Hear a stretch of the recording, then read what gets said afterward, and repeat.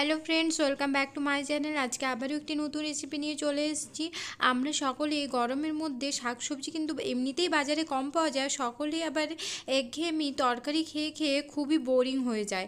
তো এখন তো গরমে প্রচুর পরিমাণে পটল বাজারে দেখতে পাওয়া যায়।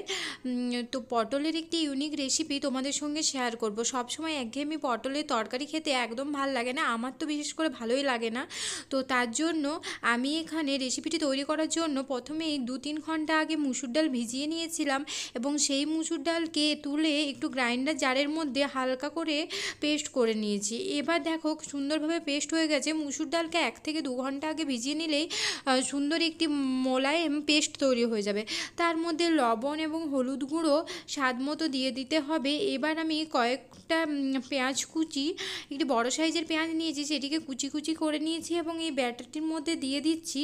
এবার আমি ভালো করে মাখিয়ে নেব। আর একটু ফ্লেভারের জন্য আমি এখানে কালো জিরে ছড়িয়ে দেব, তাতে করে কিন্তু খুব সুন্দর একটি ফ্লেভার আসবে। এবার সব কিছু ভালোভাবে মাখিয়ে নিয়ে একটি কড়াই গরম করে নিতে হবে। কড়াইয়ের মধ্যে আমি তেল দিয়ে দিচ্ছি। এটি আমি এখানে দিয়েছি সর্ষের তেল, আপনারা চাইলে রিফাইন তেল বা যে কোনো তেলেই আপনারা তৈরি করতে পারেন।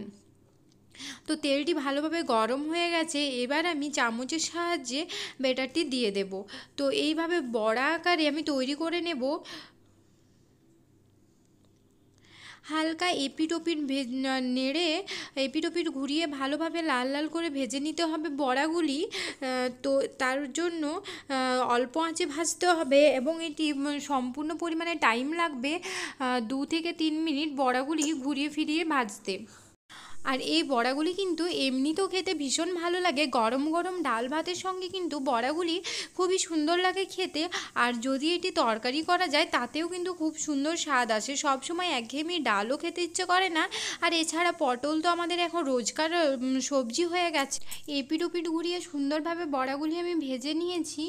এবার আমি ওই কড়াইয়ের মধ্যে বড়াগুলি সব তুলে পটলগুলি লম্বা লম্বা বা আপনারা যেরকম সাইজের কাটতে চান সেরকমভাবে পটলগুলি কেটে নেবেন এবং তার মধ্যে নুন হলুদ দিয়ে ওই কড়াইয়ের মধ্যে ভেজে নেবেন। তো পটলগুলি আবার হালকা লাল লাল বাদামি বর্ণ করে ভেজে নিতে হবে। এবার কড়াইতে তেল দিয়ে একটি পেঁয়াজ কুচি দিয়ে তরকারিটা আমি করে নেব। তো প্রথমেই পেঁয়াজগুলিকে একটু বাদামি কালার হওয়া পর্যন্ত ভেজে নিতে হবে এবং তারপর তার সঙ্গে বাকি যে মশলাগুলি লাগবে সেগুলি দিয়ে দেবো। এখানে আমি 2টো মাত্র কাঁচা লঙ্কা নিয়েছি।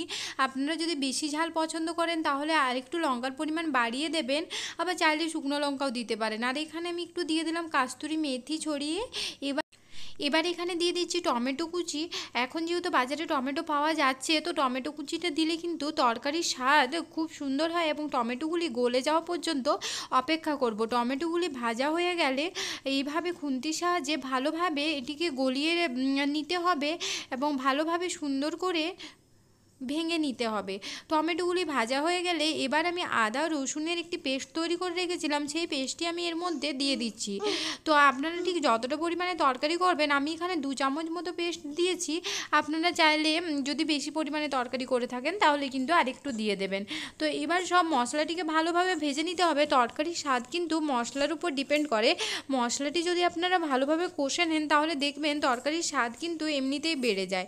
এবার আমি এখানে গুঁড়ো মশলাগুলি দিয়ে দেবো। এখানে স্বাদ মতো হলুদ গুঁড়ো নিয়েছি, স্বাদ মতো লবণ দিয়ে দিতে হবে। এবার এখানে নিয়ে নিলাম জিরে গুঁড়ো, এছাড়াও 1 চিমটে মতো ধনে গুঁড়ো।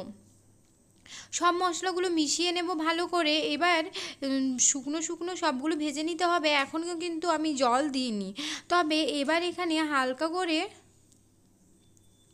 জল দিয়ে ভালোভাবে কষিয়ে নেবেন যদি মনে হয় মশলাটি নিচে লেগে যাচ্ছে। তো দেখতে পাচ্ছ এবার আমি যে ভেজে রাখা পটল এবং মুসুর ডালের বড়াগুলি রয়েছে সেগুলিকে ভালোভাবে কষিয়ে নেব মশলার সঙ্গে। সব কিছুর সঙ্গে মশলাটা যাতে ভালোভাবে মিশে যায়। ঠিক এই প্রসেসে আপনারা যদি তরকারিগুলো করে থাকেন তাহলে দেখবেন তরকারির স্বাদ কিন্তু দ্বিগুণ বেড়ে যায়। আর এটি কিন্তু জল ছাড়াই মশলাটি ভালোভাবে সবজির মধ্যে মাখিয়ে নিতে হবে। এবার ভালোভাবে মশলাটি মাখানো হয়ে গেলে আমি এখানে পরিমাণ মতো জল দিয়ে দেব। যেহেতু এখানে আমি আলু বা কিছু ব্যবহার করিনি, সেজন্য সেদ্ধ হওয়ারও কোনো ব্যাপার থাকে না। তো জলটাও আমি কিন্তু অল্প পরিমাণে দেব। অল্প পরিমাণে জল দিয়ে একটু ফুটতে দেব এবং ফুটে গেলে গরম মশলা হালকা পরিমাণে ছড়িয়ে ছড়িয়ে দেব। যদি আপনারা গরম মশলা পছন্দ না করে থাকেন তাহলে অবশ্য দেবেন না, কিন্তু আমি এখানে 1 চামচ মতো গরম মশলা দিয়ে ভালোভাবে ফুটিয়ে নিচ্ছি। আমার আজকের রেসিপি আপনাদের কেমন লাগলো অবশ্যই কমেন্টের মাধ্যমে জানাবেন।